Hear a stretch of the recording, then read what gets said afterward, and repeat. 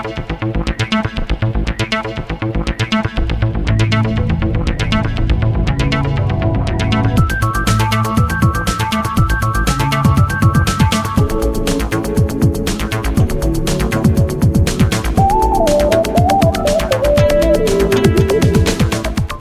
meus amigos, estamos aqui mais uma vez para fazermos o café com o professor Alcides. E hoje a minha convidada de honra é uma senhora que eu a conheço há muitos e muitos anos, desde piquititica, né? E que trabalha comigo também há muitos anos. Vamos hoje entrevistar a Andréa Reis, filha da nossa coordenadora, diretora da unidade do Colégio de Aplicação, Zilda Reis. Andréa, fale um pouquinho de você. Quem é a Andréa Reis? O que ela faz? Fale aí para nós um pouquinho. É um prazer, professor, estar aqui com o senhor, poder falar para as pessoas quem é um pouco da Andréa. Andréa é uma menina que estudou no Colégio de Aplicação, que começou a dar aula por um convite seu, né? Minha mãe não queria, mas ela tinha razão, que todas as vezes que eu entrasse na sala de aula eu ia me apaixonar. Lá eu me profissionalizei, e estou realmente encantada com a minha profissão, já chegando aos 35 anos do Colégio de Aplicação e já aposentando aí no estado, graças a Deus. Eu realmente sou apaixonada no que eu faço e posso servir a Deus fazendo o que eu gosto, ensinando matemática. Além de professora de matemática, você faz mais o que no estado ainda e lá no Colégio de Aplicação? Bom, lá no estado eu já fui coordenadora do EJA, professora, regente, né, das séries fundamental e EJA. No Colégio de Aplicação eu sou vice-diretora, eu trabalho lá, já tem, nesse cargo, né, eu já passei por todos os cargos no Colégio de Aplicação. Já fui secretária, coordenadora, professora e hoje sou vice-diretora, tem mais ou menos uns 8 a 10 anos. Muito bem. Andréa é casada, tem filhos, como são seus filhos? Tem mais de um, tem dois, tem três? Eu sou divorciada, tenho 2 filhos, a Lara e o Lucas, todos estudaram no Colégio de Aplicação. Lara formou em Direito, Lucas formou em Design Gráfico, né? E o Lucas trabalha conosco no Colégio de Aplicação e Lara está fazendo estágio de Direito no escritório de advocacia de um amigo meu. Muito bem. Bom, como professor do Estado, hoje o Estado fez uma profunda modificação na educação, principalmente no período noturno. Acabou com todos os seriados, implantando o EJA. O que você acha disso como educadora? Eu, como educadora, eu venho falar que essa redução de oferecer vagas para os alunos do noturno, isso impossibilita os alunos de 16 anos até 18 anos de poder trabalhar, porque a gente vê a necessidade que as famílias têm deles poderem ir para o mercado de trabalho, trabalhar e conquistar as suas coisas. Então essa redução foi muito ruim, certo? Transformar o ensino médio todo, noturno, em EJA, isso não foi legal para esses jovens de 18 anos. Isso ficou muito aquém, distante, porque são poucas escolas aqui em Aparecida que tem EJA, fica distante. Então, assim, a gente está impossibilitando a entrada desses alunos na escola. Eu tive uma audiência com a Fátima Gavioli, a nossa secretária de Educação, pela qual eu tenho uma admiração expressiva, porque é uma secretária séria, dinâmica, e levei para ela a nossa preocupação em relação à cidade de Aparecida, dos nossos cursos de ensino médio, todos os cursos noturnos serem transformados em EJA. E ela me explicou que com o EJA a evasão é menor e sem o EJA a invasão é maior. O que você acha disso? Isso é real, não é? A sua opinião a respeito disso aí? Os alunos da EJA, eles têm uma característica própria, né? São alunos mais velhos, são alunos que precisam realmente de professores qualificados, com a qualificação diferenciada, mais humano, mais motivadores para que eles permaneçam. Já os jovens, eles precisam dessa motivação também, certo? Mas isso dificulta a integração entre eles, sabe? Eles são mais ativos, mais rápidos, e o EJA ele tem a função social de realmente estar abraçando aquele aluno que já tem 10, 15 anos que não vai estudar, obedecer o tempo de aprendizagem de cada um. E essa mistura veio dificultar isso para nós. Então, a evasão, às vezes, do aluno estar ali misturado com gente mais novo, faz com que ele sinta mais retraído, e aí o nosso trabalho como professor tem que ser assim, dobrado, para que ele não desista e que respeitar o tempo de cada um, o tempo de aprendizagem de cada um. Perfeito. Vamos voltar então para o colégio de aplicação. O colégio de aplicação, que você já conhece, né? Você foi aluno do colégio de aplicação, fez o primeiro e segundo grau conosco, fez o curso superior. Que curso superior que você tem, né? E como é que foi sua vida como aluna no colégio de aplicação e hoje como servidora? Eu, como aluna do colégio de aplicação, eu aprendi uma coisa fundamental para a minha vida. Vivendo não só como aluna, na prática, e como filha também de servidora do colégio de aplicação, eu vi a parte humana funcionar muito bem. E essa é uma lição que eu levo para a minha vida profissional, para a minha vida pessoal. A interação das pessoas dessa escola é muito grande. A parte humana funciona demais. A gente se ajuda, tanto no âmbito profissional quanto no pessoal. Como aluna do mestrado, eu fiz pós-graduação lá, mestrado, minha graduação eu fiz na PUC, né?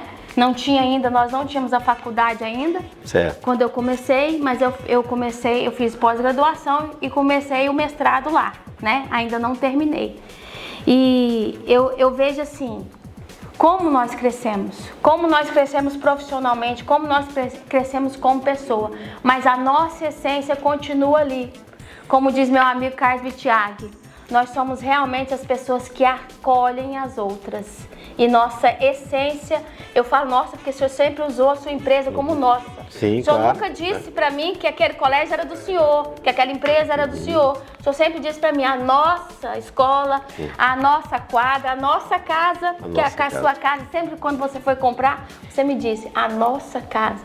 Então, a nossa escola, a nossa faculdade, ela tem essa essência, acolher. Esse é o grande diferencial. Esse é o diferencial. E em termos de qualidade de ensino, o que você pode me dizer? Eu costumo dizer que para os pais, quando chegam lá para fazer a entrevista, porque eu vou falar para eles, vai falar, porque você é vice-diretora da escola, né? Eu vou falar como mãe, mas porque você é mãe, vice-diretora, filha de funcionário, né? Eu digo sempre para eles, quer ver se uma escola funciona bem? Olha se os filhos dos funcionários estudam lá. Certo? Eu falo sempre isso. Olha sempre se os filhos dos funcionários estudam nessa escola. Eu coloquei meus filhos lá porque eu acredito no ensino. A qualificação nossa é excelente. Nossos professores que estão lá, os que já saíram também, por às vezes alcançarem coisas mais grandiosas na sua vida, todos com excelência de qualidades. E a parte humana maravilhosa. Nós zelamos por isso. Tá certo. Como é que você vê os nossos colegas, professores, os nossos alunos tratar a sua mãe como general? O porquê disso? A que você atribui isso? Eu atribuo... Dizem que eu sou brava, né? Mas eu não chego nem aos pés. Porque nem como educadora, nem como professora, nem como mãe eu consigo ser nenhum terço da minha mãe. Ela é muito linha reta, o que é certo, linha dura, sabe? E eu sempre mostro para os alunos o grande coração que a minha mãe tem. E graças a Deus, a gente vê alunos assim que já são pais, levarem filhos para a escola e falar assim, olha, meu filho deu problema em tal escola e eu sei quem é que vai consertar, ou seja, é o acréscimo da educação que ela sempre me deu, ela continua. E ela muitas vezes conversa com os pais assim, eu sou como se fosse sua mãe, então eu posso falar para você. E eles escutam, e todos aqueles que escutam, no final do ano, agradecem os conselhos que ela dão. Então eu acho assim, quer conhecer uma pessoa? Conheça o coração dela e você vai conhecer que todas as palavras delas existe amor. E a minha mãe é assim, tudo que ela fala existe amor, sabedoria.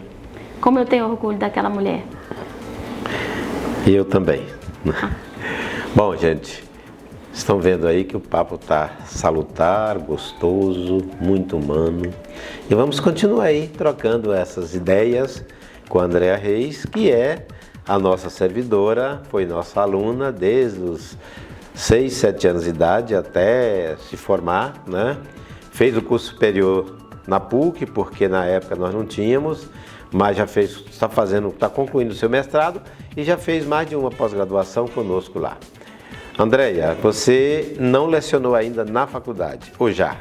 Eu já dei alguns cursos de formação, né, para quem tem ensino superior, técnicas de matemática, que são coisas assim que realmente inventadas, praticadas por mim, que eu nunca registrei, mas tem regras que eu já inventei para facilitar. Então eu já dei oficinas de práticas matemáticas para alunos de graduação, né, do ensino superior.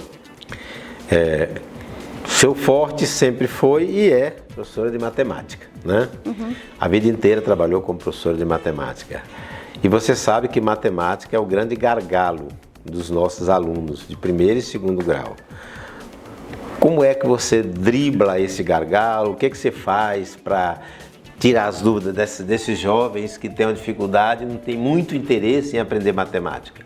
A prova é que no PISA nós somos um dos piores países em termos de nota na área de matemática. Primeiramente é colocar para o aluno que dificuldade todos nós temos. Cuidar da parte humana. Eu sempre falo o seguinte, eu vou para a sala de aula, primeiro eu quero fazer meu aluno se sentir feliz. Segundo é ensinar o conteúdo. E com isso eu consigo um êxito, porque eu tiro aquele medo. Então assim, eu vejo os alunos hoje relatarem para mim, professora, eu tenho muita dificuldade, mas eu gosto de você. Ao contrário que no início da carreira, era assim, você é muito brava, eles conciliavam a matemática com o professor. Então esquecia de ver a parte humana e hoje a gente conseguiu mudar essa realidade. Do aluno perceber quem é o professor e quem é a matéria. A matéria ainda se torna difícil porque lá na formação do início, ela vem sendo mal colocada, certo? A matemática ela é muito prazerosa. E outro detalhe, graças a Deus, está acabando aquele estigma que o professor de matemática é o cara. Ninguém é o cara. Nós somos todos capazes de aprender. E eu sempre digo para um aluno, se você não consegue aprender esse conteúdo, não é porque você não tem capacidade. Sou eu que não consegui fazer com que você aprenda. Eu que tenho que me capacitar. Todos têm condições de aprender. Perfeito. Você falou em capacitação, uma das coisas que nos preocupa muito. Todo ano o FNDE, através do Fundeb, manda muito recurso para a capacitação de professores, principalmente a nível de primeiro grau. E a gente percebe que a maioria do país, não só em Goiás, mas na maioria do país, eles contratam aquele cidadão que cobra uma fortuna para fazer uma palestra e eles terminam levando esse dinheiro e não traz nada de essência para ajudar nessa formação. O que você acha disso? Infelizmente, tem muita coisa para a gente consertar nesse país nosso. E uma das necessidades que eu sempre falo que o professor tem é realmente a prática. O professor ele não gosta quando fala assim, vai ter um curso lá. Curso de quê? Curso, a gente entende que seria para a gente aprimorar, ensinar novas técnicas e não ficar discutindo como que faz isso, como que faz aquilo. E uma das coisas que eu vi uma mudança muito no estado é justamente sobre isso, oficina. O professor precisa praticar, porque nós também professores, quero deixar bem enfatizado isso, viemos de uma formação precária, Então, se a gente tem que dar uma qualidade hoje para os nossos alunos, nós temos que buscar. E é doído, porque não é da minha formação eu buscar uma maneira diferente de ensinar matemática na prática, aquilo que não foi me ensinado, que não tem nos livros. Entendeu? Então nós estamos passando por uma transformação muito grande. Eu vejo professores de matemática, eu sempre digo para os meus filhos, eu queria ter esses professores de matemática que vocês têm hoje aí, ó. Que conseguem ter uma visualização da matemática de uma forma muito mais ampla, muito mais interdisciplinarizada, sabe? E eu tive que sofrer para transformar pouco que eu consegui em sala de aula, certo? Eu tive que sofrer, buscar, né? Enxergar em todos os lugares onde estava esse conteúdo. Então, eu vejo que nós precisamos, certo? Dar mais material, ter mais material de apoio para esse professor, para melhorar a formação de todos nós. E nós, professores, buscarmos a responsabilidade para nós mesmos de tal formação. Você consegue nos responder se você já chegou no seu ápice ou você tem muito mais coisa para oferecer? Eu estou no momento que eu já estou até pedindo aposentadoria no Estado, né? Daqui a um ano eu aposento no Colégio de Aplicação Alfredo Nassi, mas eu não quero parar, né? A exemplo do senhor e da minha mãe, que trabalham, que a gente não consegue nem a metade seguir vocês, mas eu acho que a gente sempre tem algo a mais a crescer. Mas eu fico observando a pessoa que eu sou hoje, com a pessoa que eu comecei. Oh, meu Deus, como eu tenho muito para oferecer, sabe? Então, eu tenho a crescer. Todos os dias nós temos algo a aprender e a crescer. E eu nunca vou chegar ao ápice. Nós nunca vamos chegar ao ápice. O verdadeiro educador nunca chega ao ápice. Tá certo. Como é que foi a educação dos seus dois filhos, que já não são mais adolescentes, ambos já são adultos, tanto o Lucas como a Lara ou a Sara? Lara.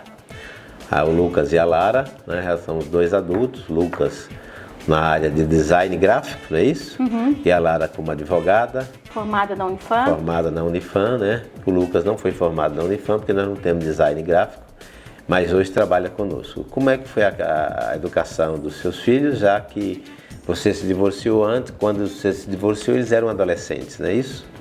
Um momento crítico, como eu sou filha também de pais divorciados, mas que eu tive todo o apoio da minha família, né? E uma mãe forte como a minha, certo? Presente. Eu assim, vi isso com uma naturalidade. Eu já trabalhava independente financeiramente, né?